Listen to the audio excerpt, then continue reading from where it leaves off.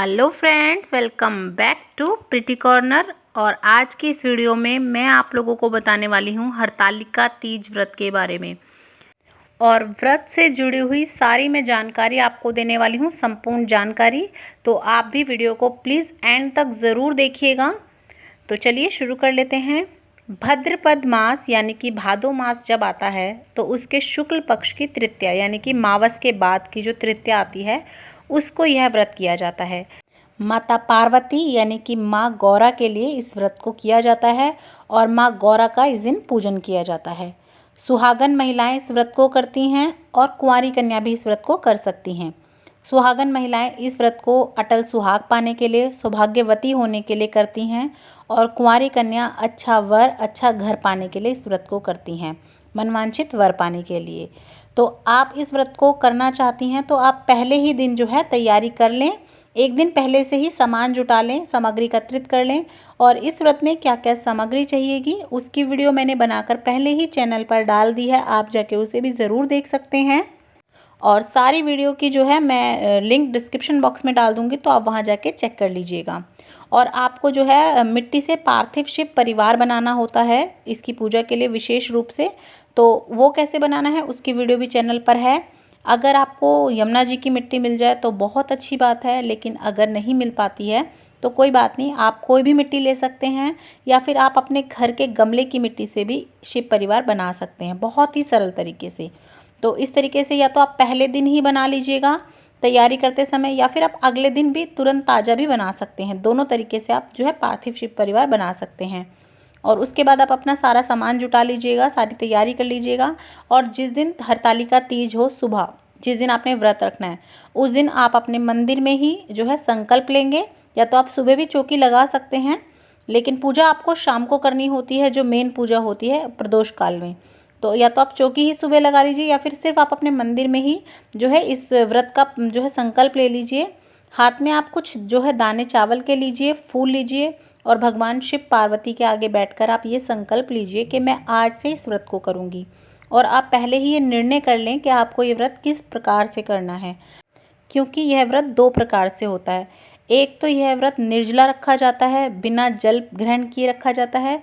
और अगर आप निर्जला नहीं रख सकते तो कोई बात नहीं, इस व्रत को फलाहार भी कर सकते हैं, मतलब आप कुछ बीच में फलाहार लेकर इस व्रत को कर सकते हैं। यह व्रत वैसे तो शादी के पहले साल से शुरू किए जाते हैं और पहले साल ये व्रत अपने मायके में जाके किए जाते हैं।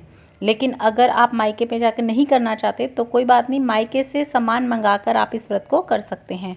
और अगर आप मायके से सामान भी नहीं मंगा सकते किसी कारणवश तो कोई बात नहीं, आप अपने मतलब पैसों से भी इस व्रत को कर सकते हैं। तो आप इसका व्रत का संकल्प ले लीजिएगा आपको कैसा व्रत करना है। और उसके बाद आपको जब शाम हो जाएगी, मतलब प्रदोष काल लग जाएगा, उस टाइम पे आपको अपनी चौकी वगैरह सजा लेनी है, मंडप सजा लेना है। और केले वगैरह का पत्ता लगा के खूब अच्छे से आप अपना मंडप सजा लीजिएगा। और कैसे पूजा की चौकी सजानी है, पूजा कैसे करनी है, उसकी वीडियो मैंने डिटेल में बनाकर डाल रखी है, आप उसे भी जाके ज़रूर चेक कीजिएगा। स्टेप बाय स्टेप मैंने हर चीज़ बता रखी है कैसे करनी है। आप अपना दीप कलश स्थापित कर लीजिएगा। और आपको जब ये प्रदोष काल में पूजा करनी है उस समय पर आपको नए कपड़े पहनने हैं, हो सके तो आप नए कपड़े पहनिएगा। और या फिर आप अपनी शादी का जोड़ा भी पहन सकते हैं, तो आप ज़रा सा छींटा दे दीजिएगा गंगा जल का अपने शादी के जोड़े पे और फिर आप उसे भी पहन सकते हैं। और फिर आप जो है नए कोरे कपड़े पहन लीजिएगा। सुहाग का पूरा अच्छे से 16 सुहाग का श्रृंगार कीजिएगा। आप अपना सुहाग जितना हो सके, मेहंदी चूड़ी वगैरह आप हो सके उतनी चीज़ें अच्छे से पहनिएगा। और उसके बाद अपना जो है आप चौकी के पास बैठकर अपना पूजन शुरू कीजिएगा। जैसा कि मैंने आपको बताया है, पूजन की वीडियो चैनल पर है, आप उसे जाके ज़रूर देखिएगा। और फिर आपको यहीं पर बैठकर कथा करनी है, हरतालिका तीज व्रत की कथा करेंगे आप। थोड़े से चने ले लीजिएगा इस तरीके से हाथ में और फिर आप कथा सुन लीजिएगा। कथा की वीडियो भी चैनल पर है, आप जाके उसे भी देख सकते हैं, तो उसे भी ज़रूर देख लीजिएगा।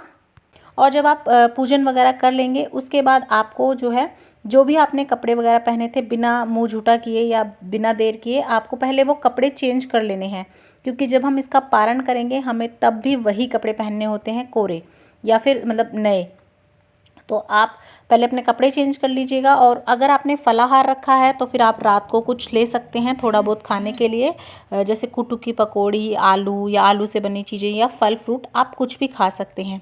लेकिन आपने अगर निर्जला व्रत रखा है तो अभी आप कुछ नहीं खाएंगे, पानी भी नहीं पिएंगे। उसके बाद अगर आप चाहें तो पूरी रात आप यहीं पर बैठकर जो है जागरण कीर्तन कर सकते हैं, भजन वगैरह कर सकते हैं। जैसे 2-4 औरतें मिलकर यहाँ पर कीर्तन वगैरह कर सकते हैं। या तो आप पूरी रात कर लीजिए, लेकिन जैसे आप पूरी रात नहीं करना चाहते, आजकल के समय में इतना समय नहीं होता किसी पे भी, तो कोई बात नहीं, आप थोड़ी देर माता रानी के यहाँ पे 1-2 भजन गा लीजिएगा और उसके बाद आप अपना जो है सवेरे अगले दिन इसका पारण करेंगे। तो इसका जो पारण होता है वो नेक्स्ट डे होता है। तो आप नेक्स्ट डे सुबह उठ के नहा धोकर जो है अपने वही कपड़े पहन लीजिएगा जो आपने कल प्रदोष काल के पूजा के समय पहने थे, और फिर आप वो कपड़े पहनकर पहले एक दिया जोड़कर माता रानी की आरती कीजिएगा, और जो भी आपने भोजन बनाया हो, खाने में पकवान बनाए हों, उनसे जो है माता रानी को भोग लगाइएगा। और उसके बाद आपको माता रानी से सुहाग लेना है। अब तो आपने जो भी माता रानी को सुहाग की चीज़ें अर्पण करी थी, जैसे आप माता रानी के सिंदूर में से सिंदूर ले लीजिएगा, काजल में से काजल, मेहंदी में से मेहंदी, और जो आपने सुहाग का सामान मिनस के रखा था उसमें भी थोड़ी सी चूड़ी या मेहंदी, कुछ भी कोई चीज़ आप अपने लिए रख लीजिएगा, बाकी चीज़ें आप मिनस दीजिएगा। और ये सब चीज़ें मिनसने के बाद किसको दान देनी है, क्या क्या चीज़ें कहाँ कहाँ दान देनी है, मैंने उसकी भी पूरी डिटेल में वीडियो बनाई है, तो आप वो वीडियो भी ज़रूर देख लीजिएगा। और उसके बाद आपको जो है अपनी चौकी का सामान समेट देना है सारा। तो आप अपनी जो है माता रानी को उठा दीजिएगा, वहाँ से हिला दीजिएगा।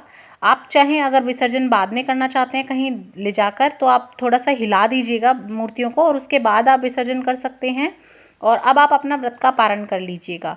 और आप अगर अभी करना चाहते हैं, कहीं मतलब अलग से नहीं करना चाहते, घर पे ही करेंगे, तो आप पहले जो है विसर्जन कीजिएगा, उसके बाद पारण कीजिएगा। और उसके बाद जो है आपने अपना व्रत का पारण करना है चने से।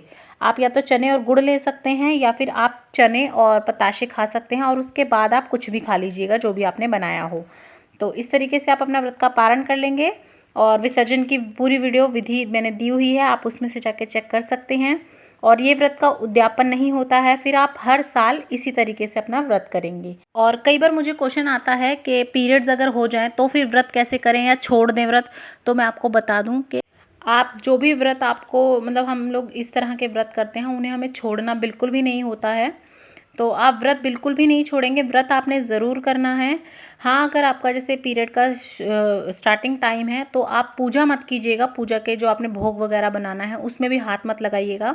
वो भी आप किसी और से करवा सकते हैं, घर में कोई और महिला हो तो, या फिर अपने पति वगैरह से आप करवा सकते हैं। व्रत की पूरी विधि सेम ही रहेगी, जैसे आप नॉर्मल डेज में व्रत करते थे वैसे ही आप तब भी करेंगे। बस आप किसी भी चीज़ को हाथ नहीं लगाएंगे, और अपने नाम की जैसे आप साइड में थोड़ा सा पीछे हट के बैठ जाइएगा और पूजा किसी और से करवा लीजिएगा। बाकी प्रोसेस बिल्कुल सेम रहेगा। तो मैं आशा करती हूँ कि मैंने आपके सभी जब क्वेश्चंस के जवाब दे दिए होंगे। तो अगर आपको वीडियो अच्छी लगी हो तो लाइक कर दीजिएगा, और पसंद आ रहा हो मेरा चैनल तो शेयर सब्सक्राइब करना बिल्कुल ना भूलें। देखने के लिए बहुत बहुत धन्यवाद।